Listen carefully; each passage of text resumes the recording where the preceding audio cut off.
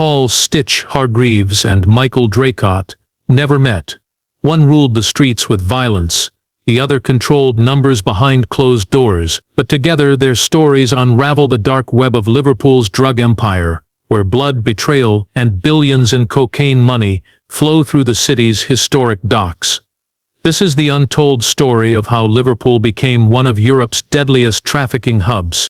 Liverpool's transformation, from a booming maritime hub to a gateway for international crime, is a story steeped in history, opportunity, and slow, deliberate corruption. For centuries, the city's docks were the pride of Britain's global empire, a place where goods from Africa, the Americas, and Asia arrived daily. Tobacco, cotton, sugar, spices, the wealth that flowed through Liverpool helped build its grand architecture and thriving population. But as the global shipping industry changed in the 20th century, the city was left behind. Containerization, automation, and the rise of larger ports elsewhere led to economic decline. By the 1970s, the once bustling docks were nearly silent, and entire communities were out of work. It was in this vacuum that something else began to grow. The infrastructure was still there. Warehouses, cranes, and endless access to the sea.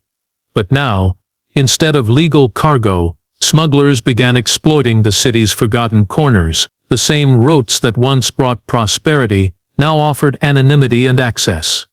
Liverpool's geographic location, close to Ireland, a short distance across the Channel to mainland Europe, and with centuries of shipping experience, made it ideal for illegal trafficking. At first it was small-scale stolen electronics, cigarettes, alcohol.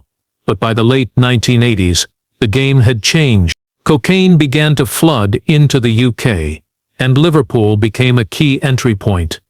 Containers arrived with fake manifests, hidden compartments, and cooperative dockworkers willing to look the other way for a price. With fewer checks, stretched customs teams, and outdated port technology, traffickers found Liverpool easier to breach than London or Southampton. What had once been a point of national pride was now a weak link in Europe's war on drugs. This wasn't just local crime. South American cartels took notice. Intelligence later revealed that traffickers in Colombia and Ecuador were specifically targeting Liverpool because of its neglected docks and strong local connections to overseas shipping firms. These were not chaotic smugglers, they were strategic businessmen, exploiting a decaying port system for vast profit. Liverpool's underworld began to reorganize. Local criminals forged international partnerships, created distribution networks, and formed syndicates with access to millions in narcotics. The groundwork was laid. The old empire had faded, but a new one, built on drugs and blood money, was about to rise. In 1992, British customs made a discovery that would send shockwaves through law enforcement circles. A seemingly ordinary shipping container arrived at Liverpool's docks, declared as carrying a load of bananas from Colombia. Hidden behind the fruit, however, were tightly wrapped bricks of cocaine with a street value exceeding £20 million. It was one of the largest drug seizures in UK history at the time. Officials hoped it was a major victory, but in reality, it was just the beginning, a glimpse into a much larger, carefully orchestrated operation. What authorities didn't realize was that this shipment had been a test. The traffickers were calculating risk, observing response times, and identifying weak spots in port security. For every container that was caught, multiple others slipped through unnoticed. The Colombian cartels were refining their system, adapting to surveillance, and perfecting concealment methods. They had already established routes into mainland Europe, but Liverpool offered something new, a city with a vast but under-monitored port, a struggling economy, and a growing number of individuals willing to cooperate for the right price. The success of that early shipment signaled a green light. Soon, more containers began arriving. Some carried fruit, others electronics or textiles, but hidden deep within them were carefully packaged drugs. Often the drugs were buried inside legitimate cargo or welded into false panels. The methods grew more sophisticated over time. The containers didn't always come directly from South America either. Some were routed through Spain, the Netherlands, or Belgium, making them harder to track. Back in Liverpool, the ripple effects were almost immediate. New money began to appear in old neighborhoods. Young men drove expensive cars, wore designer clothes, and spent lavishly at clubs. But this was not the flashy criminal world of London or Manchester. The drug lords in Liverpool were quieter, more calculated. They used front businesses, car washes, garages, and even real estate companies to launder their profits. The men behind these operations rarely appeared in public. They didn't carry weapons. They carried spreadsheets. While local police focused on street dealers and turf disputes, the real masterminds remained hidden. They were the ones who saw the potential in a single container of bananas. Not as fruit, but as opportunity. That container marked the start of Liverpool's transformation into a key player in the global drug trade. As the drug shipments flowing through Liverpool's docks increased, so did the competition on the streets. What began as silent partnerships between international traffickers and local criminals soon erupted into open warfare. By the mid-1990s, the city's drug trade had outgrown its quiet beginnings. The profits were too large, and the stakes too high, for peace to last. Gangs that had once worked together began to splinter. Territory became everything. Control over a few streets could mean access to hundreds of thousands of pounds in monthly revenue, and in Liverpool, control was always earned in blood. Two major groups quickly rose to prominence, the Kirkdale Crew and the Scouse Syndicate. Each had its roots in tight-knit working-class neighborhoods. Many of the members had grown up together, yet now found themselves on opposite sides of a deadly divide. The Kirkdale Crew was known for its ruthless enforcement, while the Scouse Syndicate operated more like a business, using intimidation, bribes, and strategic alliances to expand. Smaller gangs were either absorbed or destroyed. Anyone who tried to operate independently was forced to pay a tax or face the consequence. Shootings became more frequent. What had once been rare incidents now happened in broad daylight. Drive-by attacks, arson, and ambushes turned parts of the city into war zones. Children witnessed gunfights outside their schools. Family homes were mistaken for gang safe houses and firebombed in the night. In 1 year alone, over 60 confirmed shootings were linked to turf wars. But the violence wasn't just about territory. It was about respect, reputation, and revenge. One killing would lead to another, then another. Police struggled to keep up, with most witnesses too afraid to talk. The silence wasn't just fear, it was survival. In these communities, being seen speaking to police was often a death sentence. Behind the chaos, however, the money machine kept moving. The international shipments continued to arrive, and the drugs were distributed with brutal efficiency. Young recruits were used as runners, often paid in product instead of cash.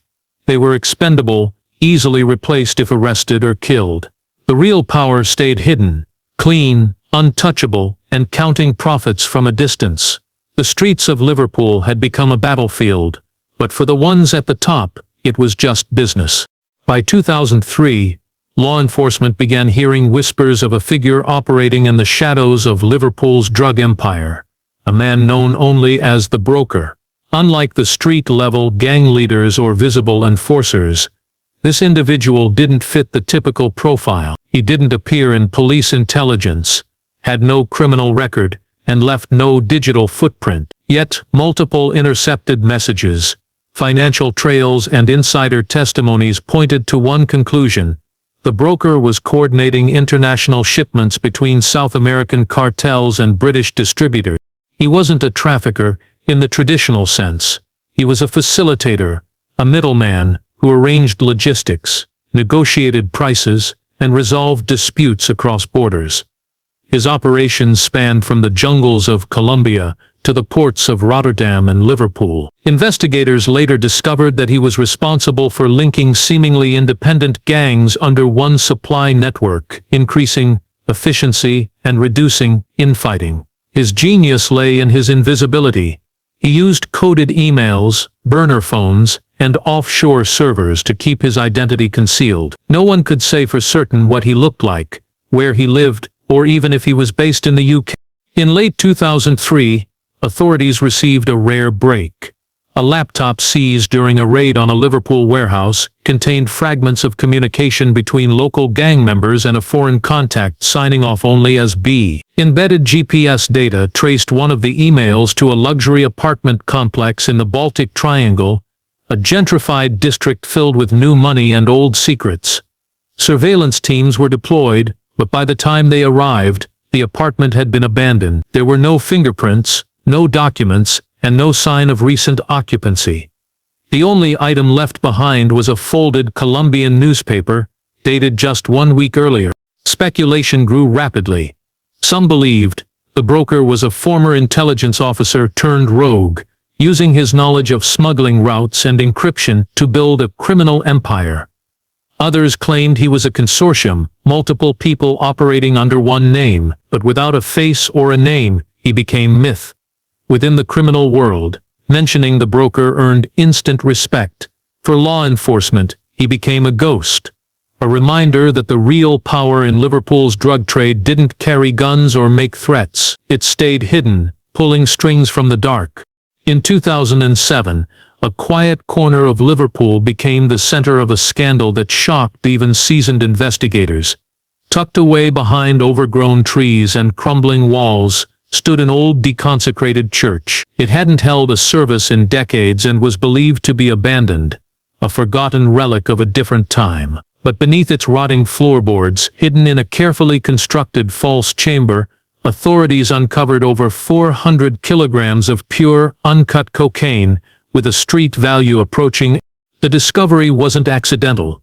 A months-long investigation into suspicious financial activity had led a forensic accounting team to a shell company based in the Netherlands. The company's only listed asset in the UK was the church building. No business was conducted there. No utilities had been paid in years. Yet the building had been quietly purchased for over £500,000 in cash just 2 years earlier. It was the perfect cover. A structure no one visited, in a neighborhood few paid attention to. The operation inside had been sophisticated. The cocaine was stored in vacuum-sealed bricks, each marked with different symbols, a method used by South American cartels to identify shipments by supplier. There was no mess, no residue, no tools lying around. Whoever used the building had done so with precision, minimizing risk and leaving behind almost no evidence. Further investigation revealed that the drugs had arrived in Liverpool's port 2 weeks earlier, hidden inside a shipment of timber from Ecuador.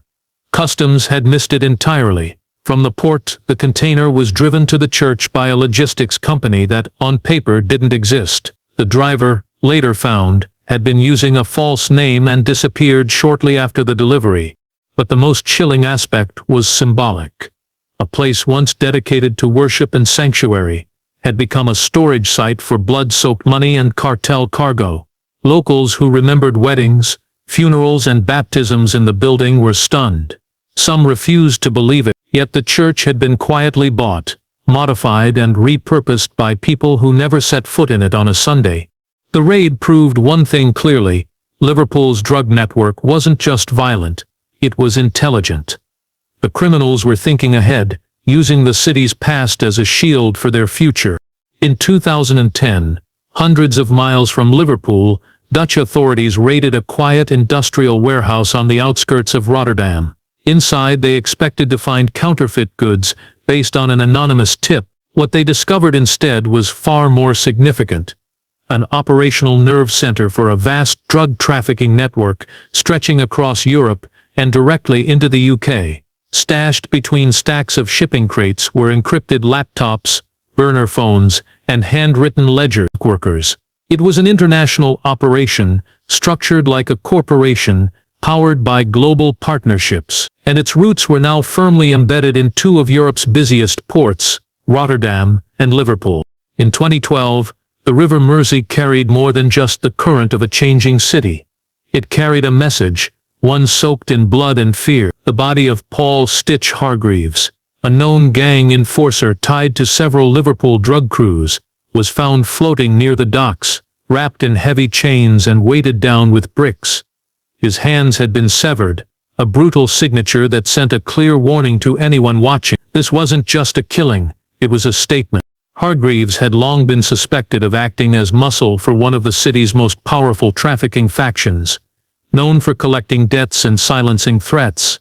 But in the months leading up to his death, whispers emerged that he had skimmed money off the top of a major cocaine deal. He was said to have kept a portion of a shipment's proceeds for himself, a dangerous move in a business where trust is rare and betrayal is fatal. His murder shocked even the hardened underworld. It marked a significant shift in the drug landscape of Liverpool. No longer were hits reserved for rival gangs or street-level disputes. Now, the violence had turned inward. Friends became liabilities, and loyalty was only as strong as the last payment delivered. Hargreaves had been part of the inner circle, and his gruesome end suggested that no one, no matter how connected, was truly safe. Police found no useful evidence.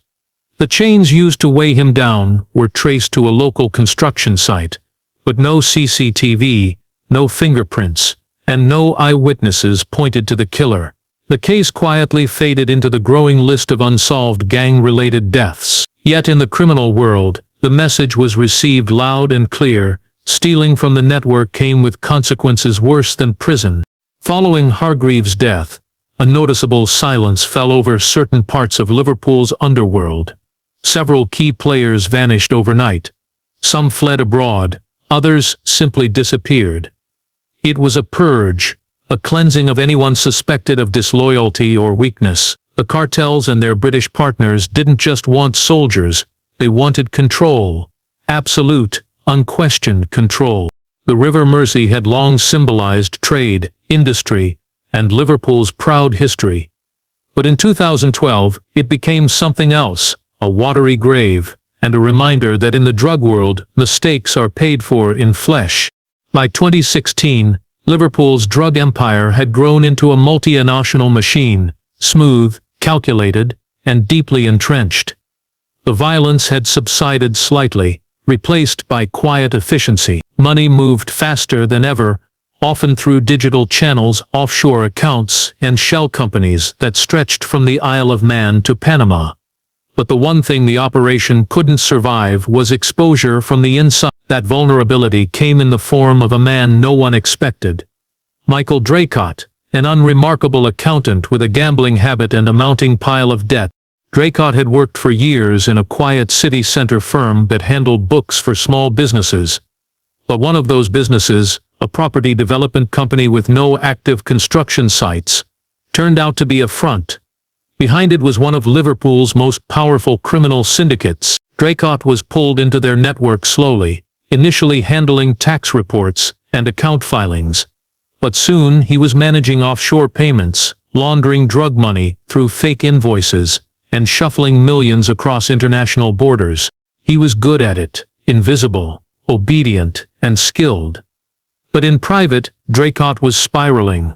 His gambling losses were growing, and he began siphoning small amounts from the accounts he managed.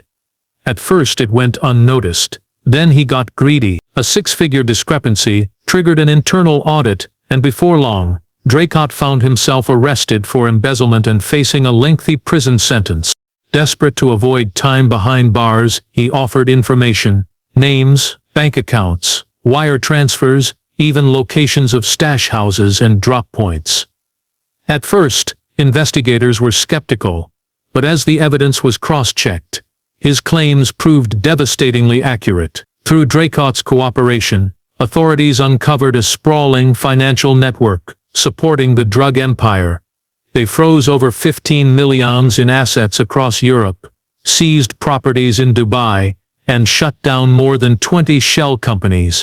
The syndicate, for all its careful planning, had never expected a breakdown from within.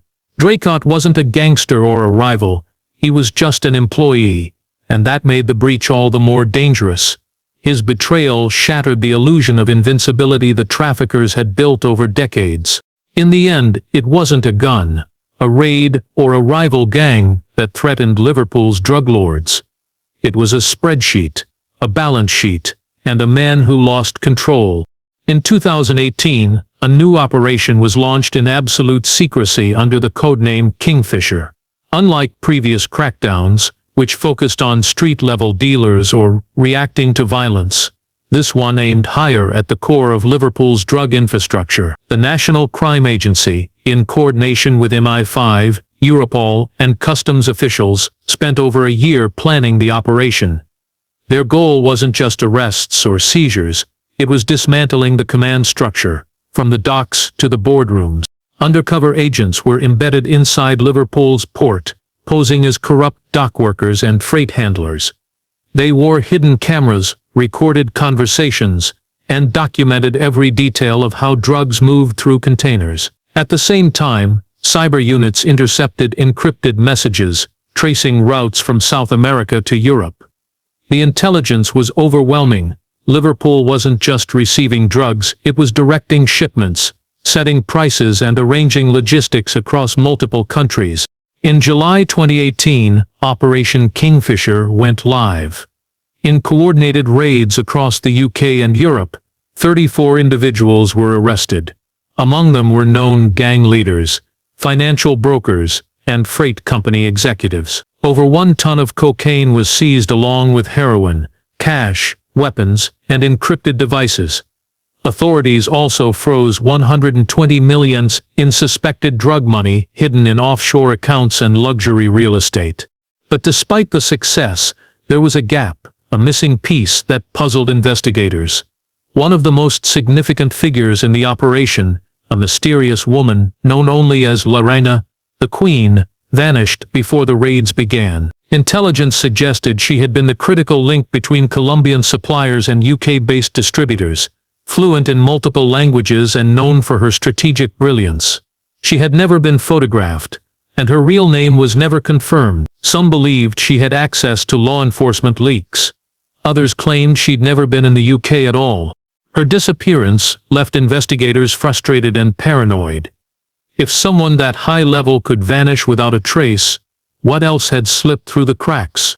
Operation Kingfisher was hailed as a major blow to Liverpool's narco networks. But behind closed doors, authorities admitted the truth. The operation had only scratched the surface.